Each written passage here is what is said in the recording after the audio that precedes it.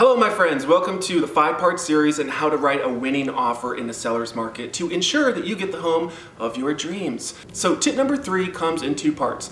Part number 1 is going to apply to some people. Part number 2 is going to apply to everyone.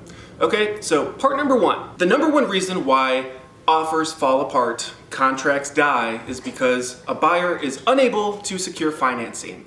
And so what we want to do is we want to eliminate that risk. Okay, so let's say you have $500,000 in the bank and the house that you want to buy is $250,000. You can write up the offer as a cash offer and pay the $250,000 with your cash and then get a mortgage after closing. So you're writing up a cash offer, but you still have the intention of getting a mortgage at the end. So you get that money back and then you're making your normal mortgage payments. But when sellers see that quick close, that 30-day close with the cash offer, it's not contingent on a mortgage, and so that risk factor is eliminated, that's going to make your offer move to the front of the line. So if you are in a hot market, if it's a seller's market like we're in today, that's something you may want to consider doing. Now, if you're like most people and you don't have more money in your bank account than what the house costs, well then you're going to be forced to get a mortgage, and that's totally fine. That's how the majority of these transactions work.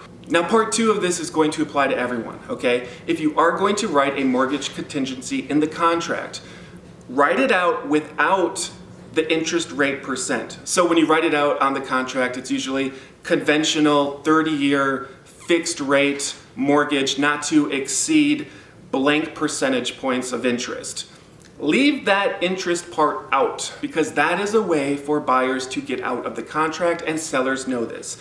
Their agents know this, their attorneys know this. That's very important. I've actually had a deal die over this. When I first got into real estate, I was working with the buyer. He was insistent on putting in a mortgage contingency with an interest rate that was very, very borderline.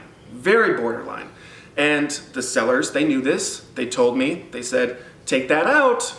I told my buyer, I said, you better take this out. He didn't want to take it out. Guess what happened? Another offer came in, it didn't have that contingency, and he lost the property. So to recap, we have tip number 1, don't ask the sellers to cover a home warranty. Tip number 2, buy the property as is. You can always get out of it with the home inspection.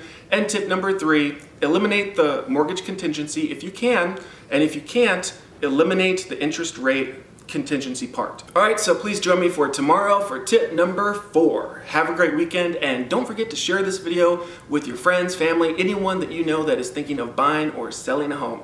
I would love to help them. All right, have a great weekend, you guys.